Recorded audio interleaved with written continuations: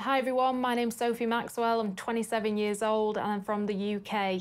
I run a social enterprise called the Really Neat Project. We work with young that are not in employment, education or training, largely those that are homeless, on probation or young parents. I'd say I'm quite a lively character. I like to feel like I'm giving back in life and changing lives, and that's what drives me. When I was growing up, I had an abusive upbringing, a stepfather that was both sexually and physically and emotionally abusive. And this affected me as a child and my dreams in life. I felt like I didn't have any dreams, or, I didn't believe I could be someone. And then when I was 17 years old, I was homeless and I was living in a women's refuge, and two people lived next door to me, and they moved into my supported flat, and they were doing drugs at the time, and they started taking heroin, and it very quickly got out of control, and within 3 months the young man that was coming around to my flat died of a heroin overdose when I was in the room with him, and it led me to being caught and telling his parents what had happened and why it had happened. And this was the defining point in my life where I believed, I wanted to make a difference. I needed to change. My life was going down a path I didn't want it to go down, and I needed to do something about it.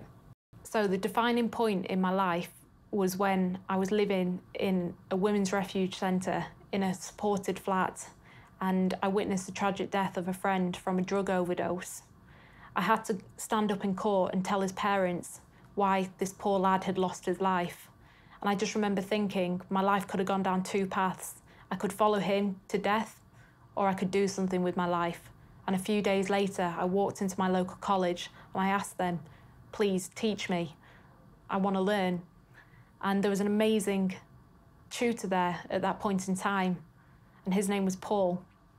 And Paul said to me, come and learn with me, I'll teach you. I do a sport course and I want you to be on that course, Sophie.